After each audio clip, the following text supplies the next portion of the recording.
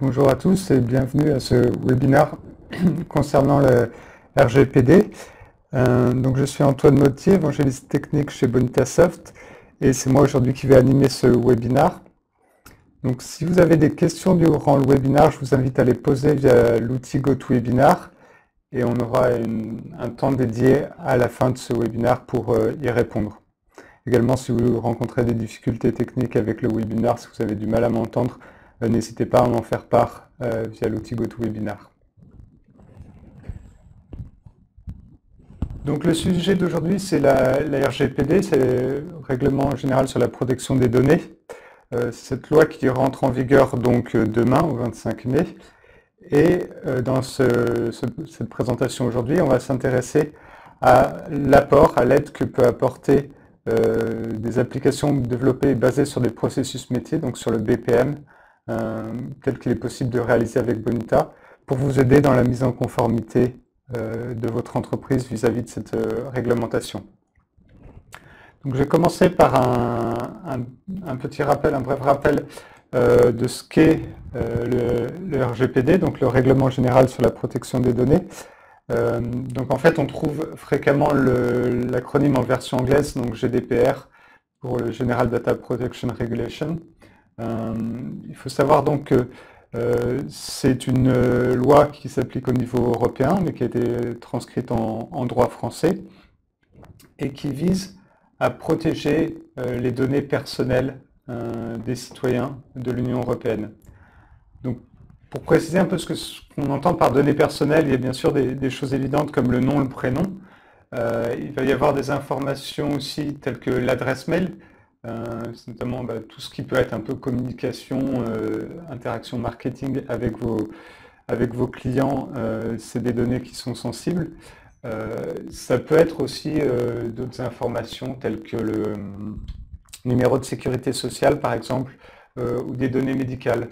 Donc, en fonction du niveau de sensibilité des données, il y a différentes exigences, niveaux d'exigence vis-à-vis de leur traitement et des moyens à mettre en œuvre lors de la manipulation de ces données.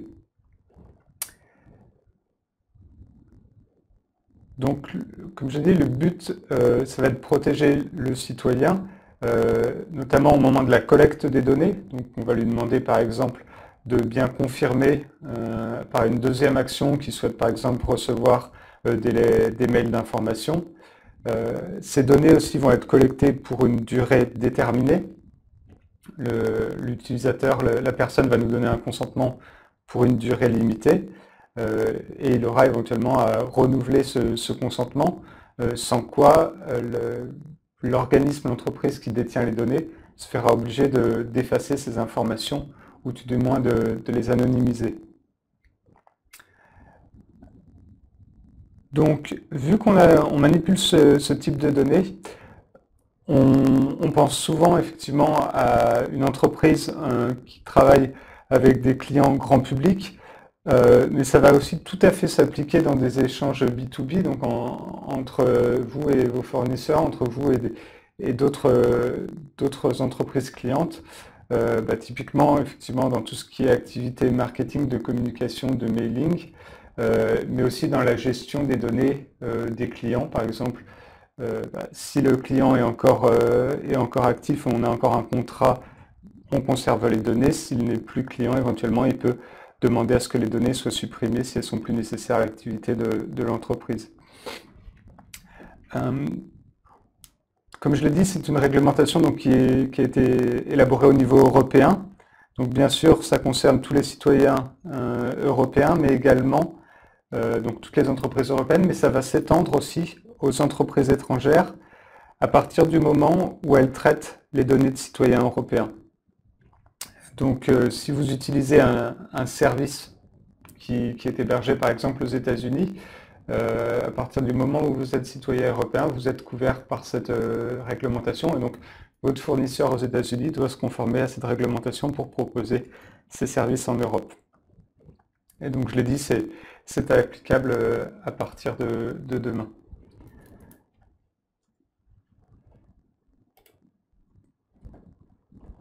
Alors si on s'intéresse maintenant peut-être un peu plus aux impacts qu'il va y avoir et que cette réglementation a sur les entreprises, on va le retrouver à différents niveaux.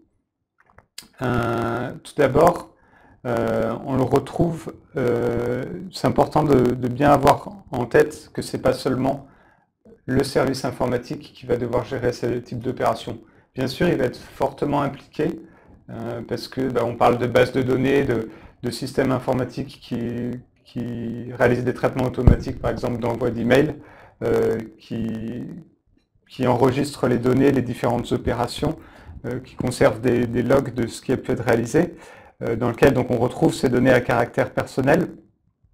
Mais finalement, le fait d'éventuellement, par exemple, traiter une demande de suppression d'un utilisateur faisant partie d'un fichier, ça va sûrement impacter une équipe commerciale qui était en relation avec cet utilisateur. C'est sûrement également des données qui sont stockées dans des outils de marketing. Donc les données sont exploitées en général par un ensemble d'acteurs dans l'entreprise et elles sont aussi souvent dans des multitudes de systèmes. Donc comme je disais, il y a les systèmes par exemple de gestion de relations clients, typiquement Salesforce par exemple, un outil d'automatisation de marketing, un outil de publipostage. Tous ces systèmes vont avoir chacun leur copie des données. Et quand on va vouloir gérer et mettre en place les procédures liées au RGPD, il va falloir s'assurer de la cohérence des données et des opérations réalisées à travers tous ces systèmes. Donc on a ces challenges un peu qui impactent différentes personnes et différents systèmes. Et ces systèmes et ces personnes peuvent à la fois être dans l'entreprise mais aussi à l'extérieur. Maintenant, avec les solutions qui sont de plus en plus employées de type cloud, le service peut être externalisé, donc les données ne sont pas forcément dans vos locaux, ça peut être chez un prestataire, ça peut être un hébergeur qui peut être localisé dans différents pays. Mais à partir du moment où c'est des données d'un utilisateur européen, la réglementation va s'appliquer. Et la réglementation va nous imposer en fait de mettre en place des procédures. Donc il y a différentes procédures, comme je l'ai évoqué, vis-à-vis du consentement sur l'usage des données que va nous fournir, qu'on va devoir demander à l'utilisateur et qu'il va devoir nous fournir avant qu'on les exploite. Il y a aussi les étapes de conservation pour une durée déterminée des données. Et il y a des procédures, comme on va le voir aujourd'hui avec un exemple, de droit à l'oubli, ou droit à l'effacement, où l'utilisateur peut nous demander à l'entreprise qui exploite ces données de supprimer toute trace de ces données. Et donc, comme je l'ai dit, vu que ces données se diffusent dans différents systèmes, ça peut être relativement complexe.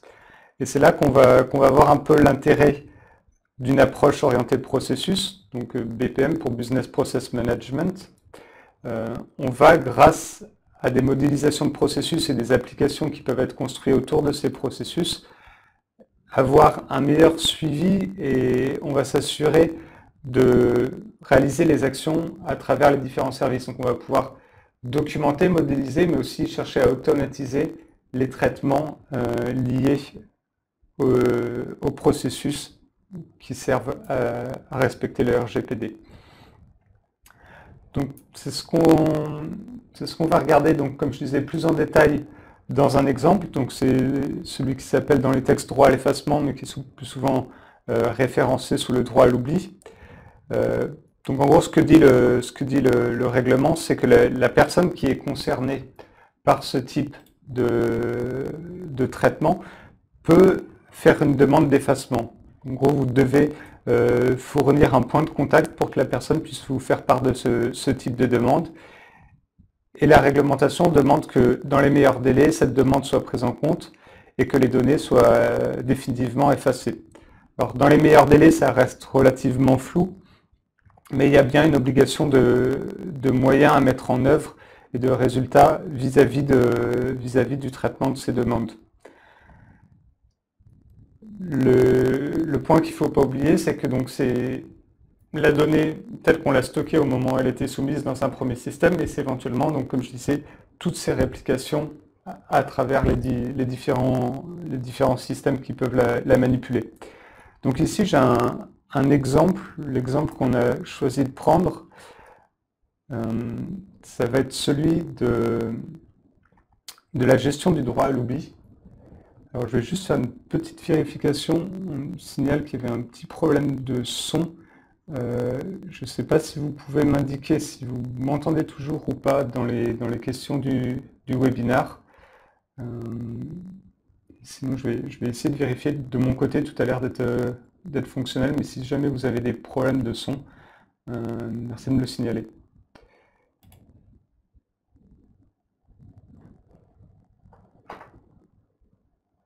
Ok, donc ça semble revenir à la normale. Merci. Donc je disais sur cet exemple, c'est par exemple ici la gestion de programmes fidélité dans une chaîne de supermarché, par exemple. On va avoir en général toujours une première étape qui est l'enregistrement, l'inscription au programme de fidélité. Donc souvent c'est via un formulaire papier que ça se réalise en magasin. C'est l'interface traditionnelle et la plus simple qu'on utilise toujours. Donc on a une première copie des données finalement qui est une copie physique qui est faite en magasin. Après en général ces données vont être numérisées et on va les stocker côté dans une base de données dans l'entreprise, souvent au siège de l'entreprise. Il y a un service mutualisé pour les différents magasins qui va gérer éventuellement des campagnes ciblées ou tout ce qui est avantages, réductions, etc. Et puis l'entreprise peut faire appel à un service externe pour des campagnes de mailing ou pour des campagnes publicitaires, et donc va transmettre ces données à ce service externe.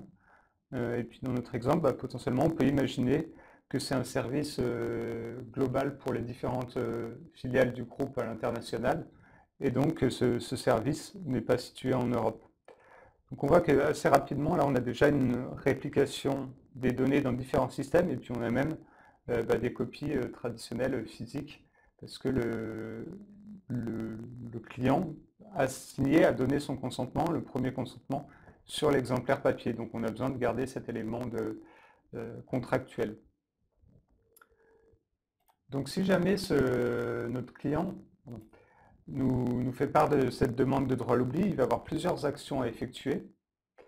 Et la première, en fait, ça va être, si on reprend dans l'ordre de ce qui a été effectué, de supprimer l'archive papier. Donc d'avoir une tâche pour le responsable du magasin qui va devoir détruire cet exemplaire papier si on a conservé la version papier sur site dans le magasin.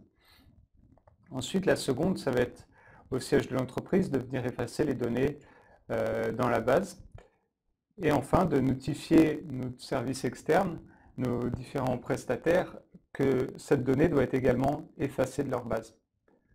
Donc là, on voit déjà sur cet exemple qui est quand même relativement simple, on a différents interlocuteurs impliqués et qui vont devoir prendre des actions suite à la demande de notre client. Quels sont les risques finalement si on oublie d'effectuer une de ces actions?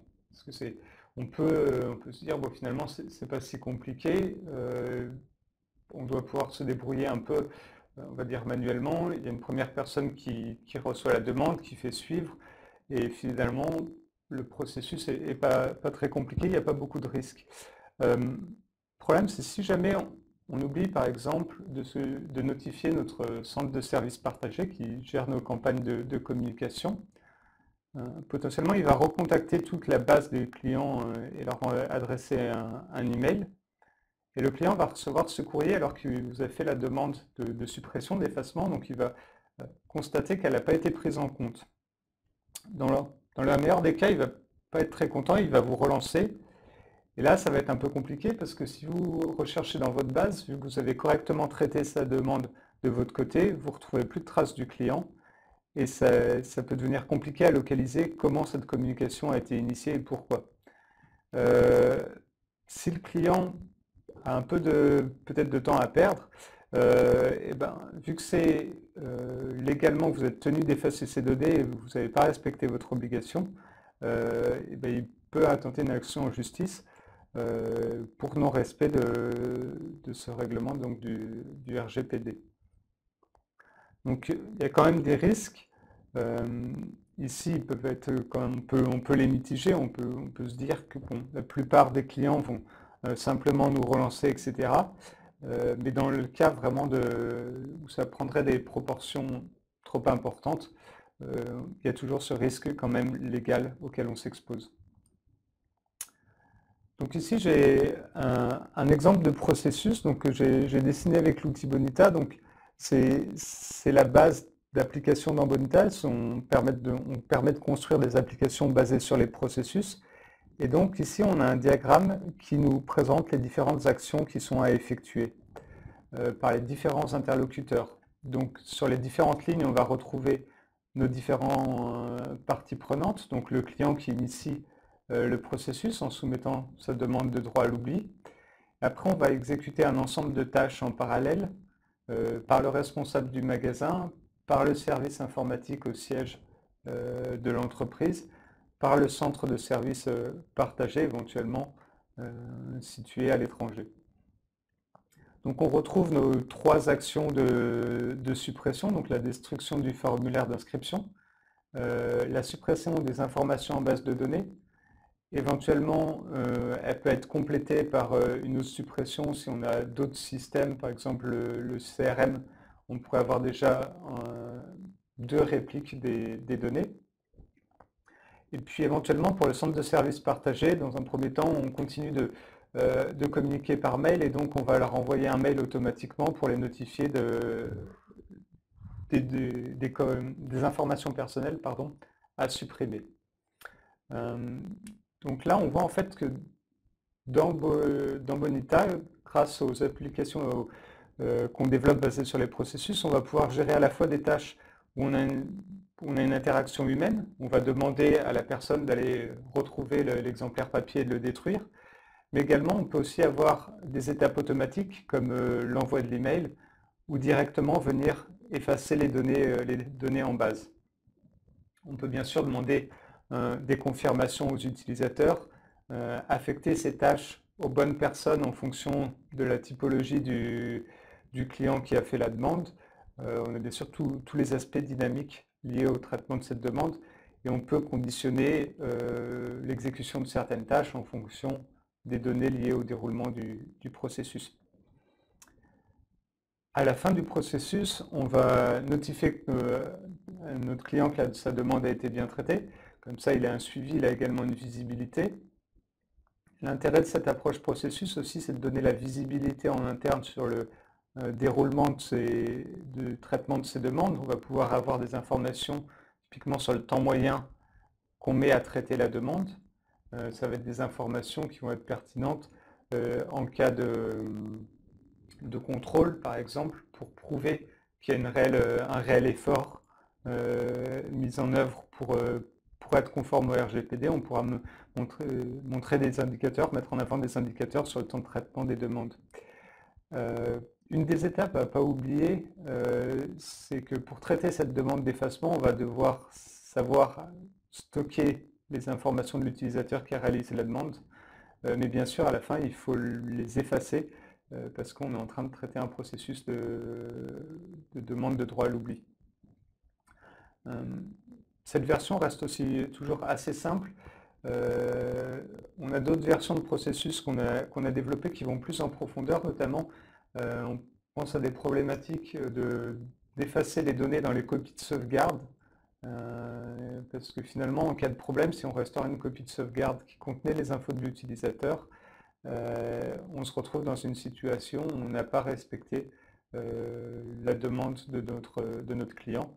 Donc il y a des challenges vis-à-vis du déroulement des processus sur les sauvegardes. Donc on peut enrichir ce processus. Ici, ça peut être par exemple une première itération qui reste relativement manuelle et au fil du temps, on va pouvoir faire évoluer ce processus pour chercher à l'automatiser de plus en plus, éventuellement par un gain de temps. Un des gros bénéfices également de cette approche processus, c'est que là, on a déjà modélisé la façon de travailler, l'interaction entre les différents services, les rôles de chacun. Et donc, on répond déjà à une exigence du RGPD, qui est cet aspect documentation des processus. Donc, on peut prouver qu'on a réellement mis en place une démarche pour traiter les demandes. Donc, rien que créer le modèle, sans parler de l'aspect automatisation que permet la plateforme Bonita, c'est déjà une première étape dans la mise en conformité. Bien sûr, avec Bonita, le gain va se situer également fortement au niveau de l'automatisation. Parce que l'automatisation va nous permettre de réduire bien sûr le risque d'erreur humaine. On va essayer de limiter au maximum les interventions manuelles quand c'est possible. Ça va nous permettre d'aller plus vite, et également surtout de monitorer via cette approche processus. Et il y a les aspects, donc, comme je disais, de traçabilité, savoir quelle personne a effectué quelle tâche à quel moment, quel est le temps moyen mis pour traiter les demandes. Et on s'ouvre vers des améliorations potentielles aussi, avec des choses comme le RPA, pour essayer d'automatiser le plus possible les interactions, les réalisations des étapes dans le traitement des demandes. Donc on va avoir de multiples gains avec cette approche orientée processus. Peut-être dire quelques mots sur la solution Bonita Plus en général et les intérêts de cette plateforme justement dans ce cas de ce type d'utilisation. Déjà au niveau peut-être un peu architecture de la solution, donc on va avoir ce modèle graphique du processus qui est exécutable, donc les utilisateurs vont pouvoir venir interagir avec le processus via des formulaires web pour saisir les données, confirmer qu'ils ont bien réalisé les opérations. Et en fait, la solution Bonita permet de venir à chaud modifier plusieurs paramètres du processus, notamment les personnes impliquées, les interactions aussi avec les systèmes externes. Donc ça, c'est très intéressant pour adapter l'application en temps réel aux évolutions de l'organisation, en fonction des nouvelles personnes qui peuvent rejoindre les équipes, ou également aux nouveaux systèmes qui sont mis en œuvre. S'il y a besoin de reconfigurer un système qui était éventuellement hébergé en interne et qui est maintenant hébergé dans le cloud, il n'y a pas besoin de redéployer forcément toute une application avec Bonita. On est capable de mettre à jour à chaud les configurations pour s'adapter à ces évolutions. Donc ça va réellement permettre de suivre l'évolution aussi bien de l'organisation de l'entreprise que des systèmes. Donc ça, c'est un point intéressant dans le traitement des demandes liées à la RGPD. Et il y a également cet aspect avec Bonita que je disais itératif, où je parlais éventuellement de faire une première version de processus avec des étapes qui pourraient être relativement manuelles. Et ensuite, dans un second temps, éventuellement chercher à automatiser les interactions avec les services. Bonita propose des catalogues de connecteurs en fait, qui vont permettre d'interagir avec les systèmes tiers. Et ces connecteurs vont par exemple pouvoir mettre à jour une base de données ou faire un appel à un web service pour mettre à jour un de vos systèmes qui vous serait spécifique. Dans l'autre sens, Bonita permet également aussi d'être piloté par un système externe. Donc si les demandes sont faites via un autre canal, pas directement via Bonita, on peut quand même par la suite déclencher le processus Bonita automatiquement et utiliser cet aspect workflow de Bonita pour le traitement des demandes.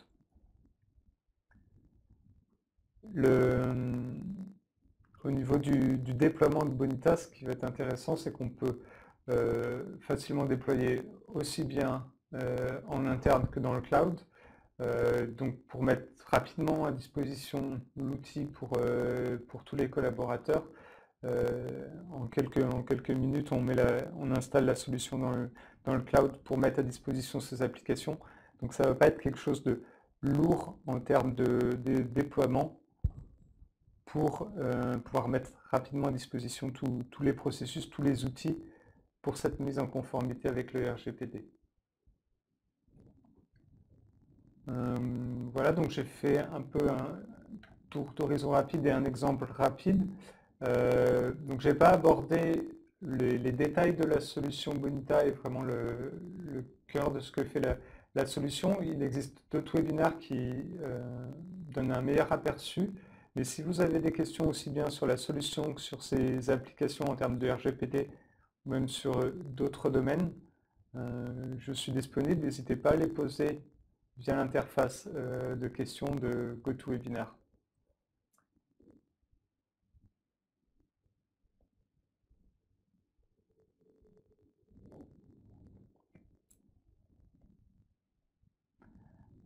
Alors, on pose la question sur la demande de suppression des informations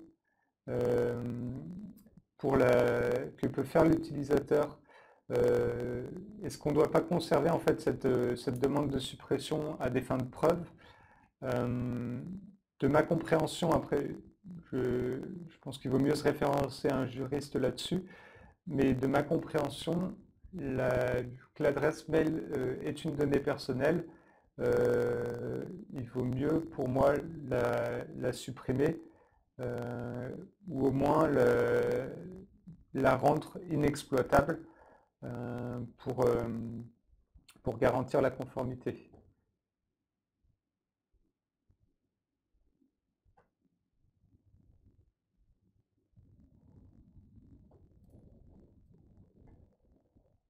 Alors pour ce qui est des processus liés au breach, donc les détections de failles de sécurité, on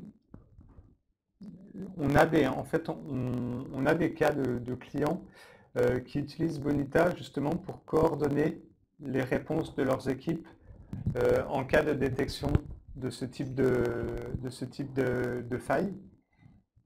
Donc ça va être d'une part demander aux équipes techniques d'intervenir sur les problématiques identifiées, mais d'autre part aussi coordonner les réponses des équipes plus marketing et commercial pour notifier les utilisateurs. Et ça peut être aussi utilisé pour piloter via les processus la reconfiguration des droits d'accès. On a ce type de cas d'utilisation avec Bonita de venir configurer en fait les systèmes pour ajuster les privilèges des utilisateurs en fonction de leur profil. Typiquement, c'est des choses qu'on retrouve dans des processus par exemple, de nouvel arrivant. Quand un nouvel employé rejoint l'entreprise, on cherche à lui donner les droits d'accès aux services en fonction du type de poste qu'il va occuper et d'essayer de restreindre les droits au maximum pour en fait réduire les risques, la surface d'attaque possible et donc réduire ces risques de piratage des données personnelles.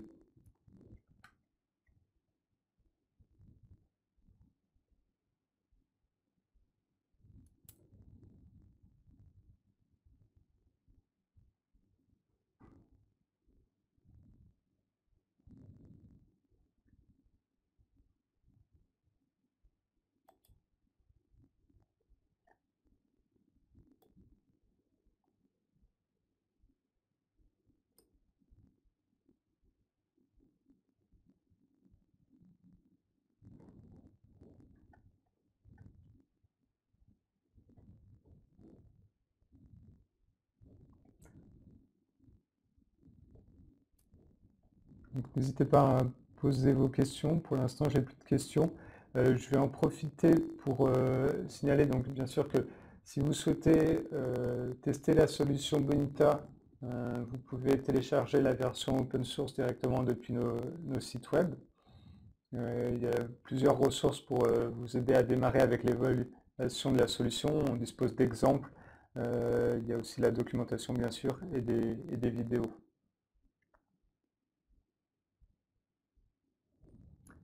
Alors j'ai une question sur concilier le droit à l'oubli et les obligations légales de conservation des documents tels que les factures. Alors ce qu'on va faire, nous, c'est en général, on va chercher à anonymiser les données en cas de demande de droit à l'oubli. Ça va être les données à caractère personnel. Bien sûr, dans le cas de contrats en cours avec un fournisseur, un client, etc., le fait que ce contrat court, les données liées aux interlocuteurs ne vont pas tomber sous le coup de la RGPD. Donc on ne va pas avoir d'impact là-dessus.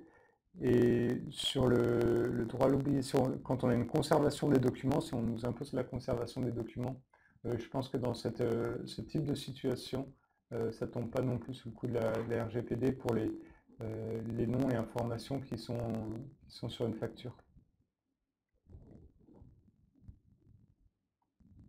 Donc, concernant le processus d'anonymisation, nous, ce qu'on a mis en place, c'est notre moteur Bonita via ce système de connecteurs qui va faire les mises à jour dans les systèmes tierces, les bases de données, et qui va faire les substitutions, donc toutes les références qui pointent vers l'utilisateur qu'on souhaite supprimer vont d'abord être repointées vers un utilisateur anonyme, vers un compte anonyme, et ensuite on supprimera l'utilisateur. C'est les traitements réalisés par le moteur de workflow Bonita qui prend ça en charge.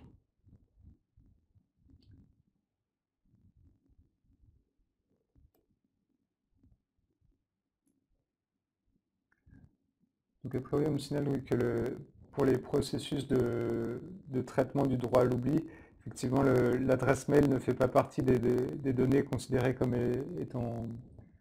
étant traitées, donc on peut les conserver, elles ne sont pas à mettre dans le registre de traitement.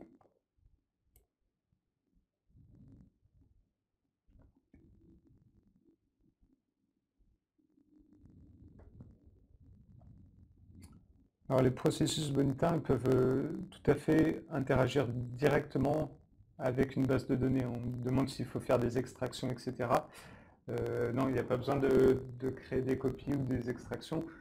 On peut aller travailler directement, brancher Bonita vers la base de données, une base de données en production. On peut faire, si c'est des services avec des API éventuellement, donc des services en général plus type cloud, dans ce cas-là, en général, on va travailler directement aussi avec les API pour demander au système de faire les mises à jour. On a en fait dans Bonita un catalogue standard de ce qu'on appelle des connecteurs qui permettent d'interagir avec les systèmes externes du SI.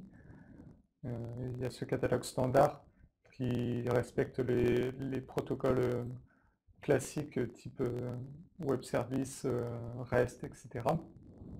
Et si nécessaire, en fait, ce catalogue peut être étendu, soit en incluant des contributions des utilisateurs communautaires de Bonita, soit via la création de ses propres connecteurs. Donc dans ce cas-là, il est possible de faire appel à des consultants Bonita qui peuvent réaliser ce type de développement ou via un partenaire Bonita ou via vos propres équipes si vous avez les compétences en interne.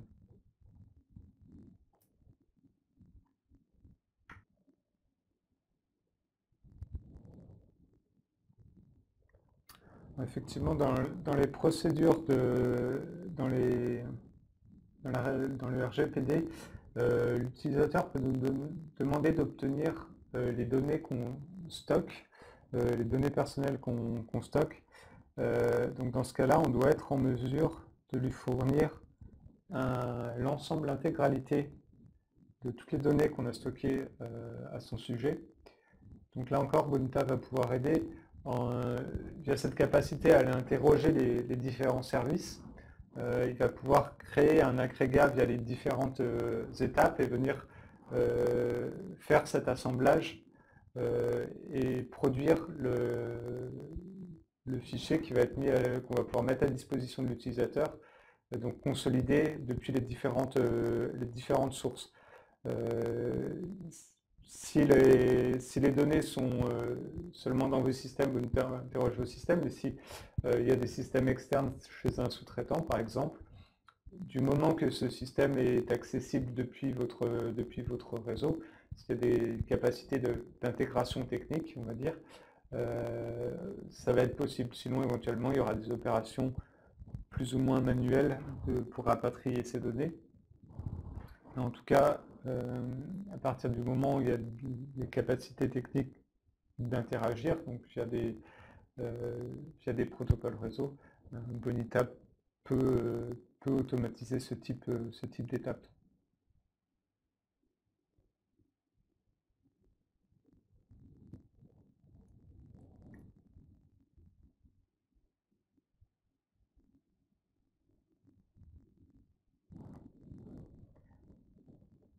Alors, au niveau de la responsabilité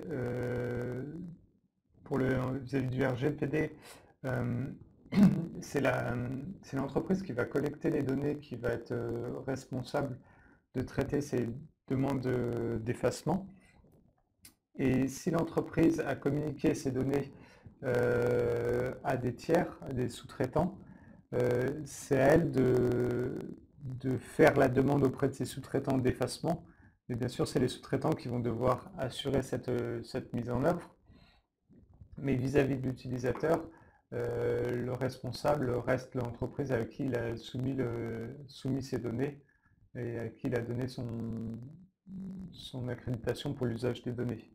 Après, si d'autres sous-traitants sont utilisés, c'est vraiment à l'entreprise de dialoguer avec ses sous-traitants suite à la demande de son client.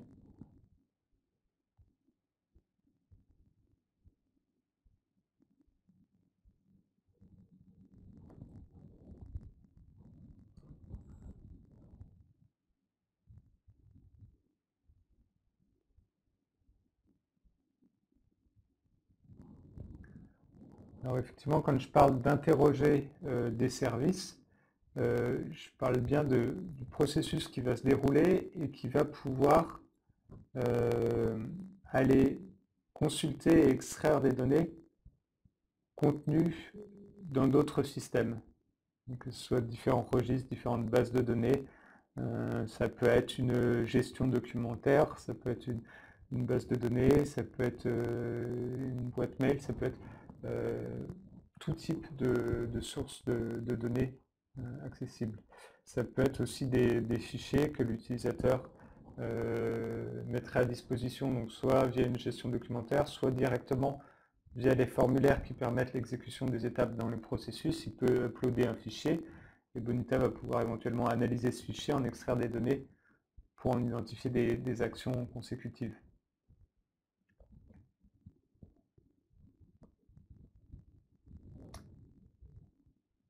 Alors sur le canal de communication que doit utiliser une personne pour faire une demande pour le droit à l'oubli, j'ai pas en tête exactement ce qui est imposé. Pour moi, la mise à disposition d'un point de contact via mail peut être suffisant si les données sont recueillies de façon électronique. C'est ce qui semble le plus cohérent, c'est de mettre à disposition le même type de moyens euh, pour, euh, pour faire jouer son droit à l'oubli.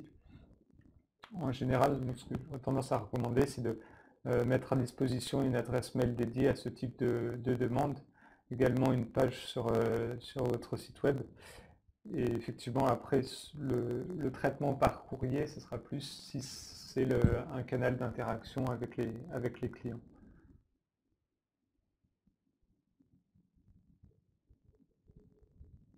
Effectivement, on m'indique dans les questions que le responsable doit permettre d'autres moyens de contact comme la voie postale physique. Donc effectivement, je pense que c'est recommandable en tout cas de garder ce canal, même s'il sera la plupart du temps, je pense, j'imagine, de moins en moins exploité.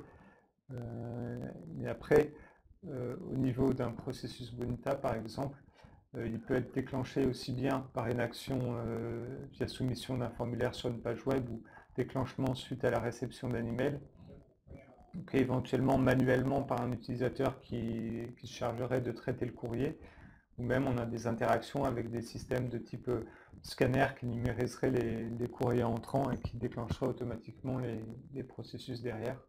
C'est des choses qu'on a déjà pu faire.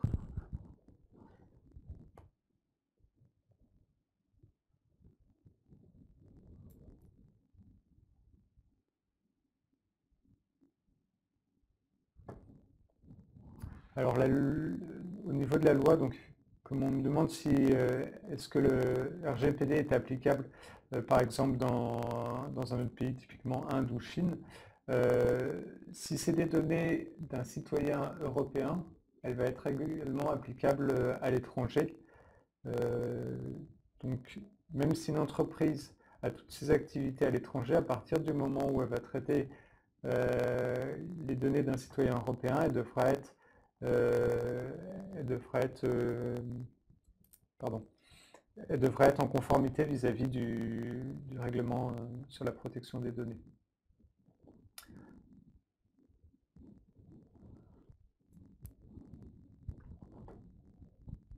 Effectivement, pour préciser, dans la relation avec les sous-traitants qui seraient situés à l'étranger, il faut effectivement qu'ils se mettent en conformité, qu'ils soient en mesure de traiter les demandes qu'on pourrait leur faire vis-à-vis des données qu'on leur aurait transmises. Et effectivement, c'est peut-être un bon point de cadrer ça d'un point de vue légal dans les contrats vis-à-vis du sous-traitant pour qu'ils mettent à disposition finalement l'équivalent des processus qui sont disponibles, qui sont à mettre en place pour une entreprise européenne, de faire un miroir de ça dans leurs entreprises. Et c'est pour ça que l'aspect processus peut être intéressant, c'est qu'on va pouvoir éventuellement déployer le même type de processus, ils vont pouvoir être réutilisés éventuellement chez le sous-traitant. On va pouvoir éventuellement lui mettre à disposition la plateforme pour qu'il fasse partie en fait du processus et qu'il ait ces ensembles d'étapes à réaliser identifiées dans le processus pour qu'on puisse suivre aussi l'avancement côté des sous-traitants de la demande, pas qu'il y ait une boîte noire finalement, mais qu'on ait une réelle visibilité sur le déroulement des processus côté sous-traitant.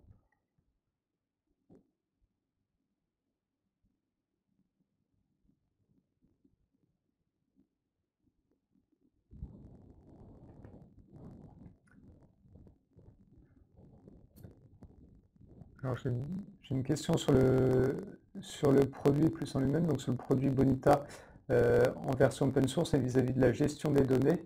Alors il y avait effectivement dans les versions précédentes, il y avait des aspects gestion de données qui étaient seulement dans nos versions entreprise de la solution. La solution est disponible sous deux éditions, une version communautaire et une version entreprise. Et la version communautaire maintenant inclut aussi des fonctionnalités vis-à-vis de la gestion des données. Donc normalement c'est des choses que vous pourrez retrouver dans la version communautaire. Après, juste en deux mots sur la version entreprise, on va trouver des fonctionnalités complémentaires, notamment pour le travail collaboratif en équipe, aussi des fonctionnalités pour faciliter l'administration et la gestion des mises à jour à chaud de la plateforme. Et bien sûr, on a le support, les équipes de support qui travaillent sur la version entreprise.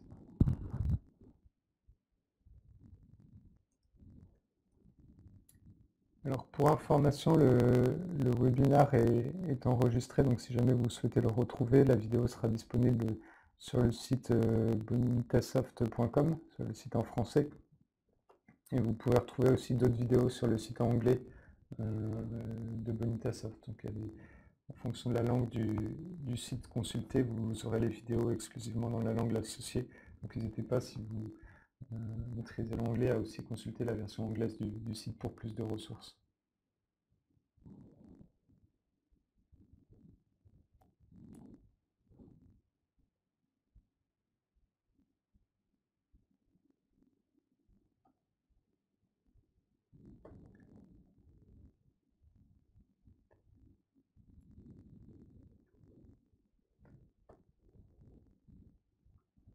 Donc s'il n'y a plus de questions, je vais terminer ce webinaire ici.